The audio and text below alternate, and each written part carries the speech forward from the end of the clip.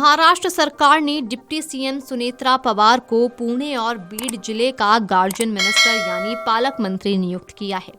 पहले अजीत पवार ये जिम्मेदारी संभाल रहे थे। पालक मंत्री की नियुक्ति का सरकारी आदेश भी जारी हो गया है।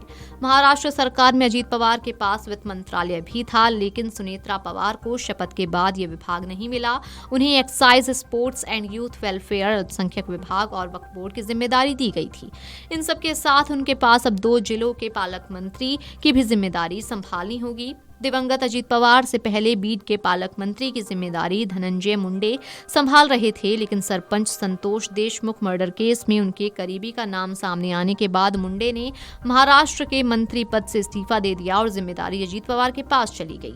महाराष्ट्र सरकार पालक मंत्री या प्रभारी मंत्री की नियुक्ति करती है। पालक मंत्री कैबिनेट स्तर का मंत्री ही होता है, जिसका काम एक जिले में सरकारी योजनाओं के प्रशासनिक समन्वय को देखना होता है। महाराष्ट्र में जिन नेताओं को पालक मंत्री नियुक्त किया जाता है, उनका सियासी कद बड़ा माना जाता है। हर बड़े नेता की कोशिश होती है कि वो अपने इलाके का पालक मंत्री रहे, ताकि जनता से संपर्क और बेहतर हो सके। अजीत पवार लंबे समय से पुणे के पालक मंत्री की जिम्मेदारी संभाल रहे थे। महाराष्ट्र के सभी 36 जिलों में पालक मंत्री नियुक्त किए गए हैं। महाराष्ट्र के सीएम फडणवीस गढ़चिरौली के पालक मंत्री हैं, वहीं डिप्टी सीएम एकनाथ शिंदे ठाणे और मुंबई शहर के पालक मंत्री हैं।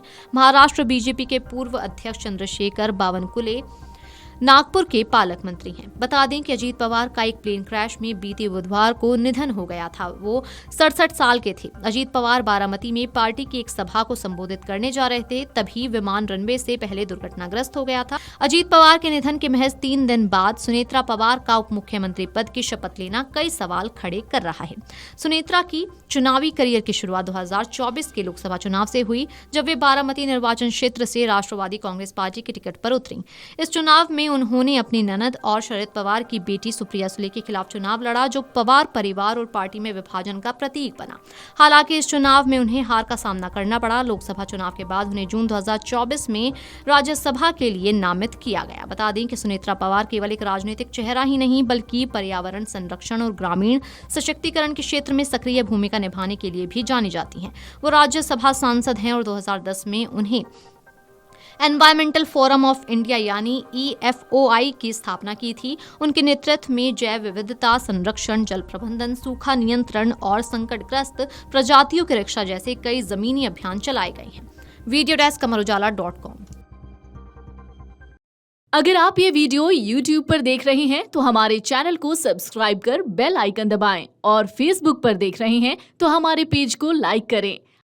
अगर आप ये वीडियो YouTube पर देख रहे हैं तो हमारे चैनल को सब्सक्राइब कर बेल आइकन दबाएं, और Facebook पर देख रहे हैं तो हमारे पेज को लाइक करें।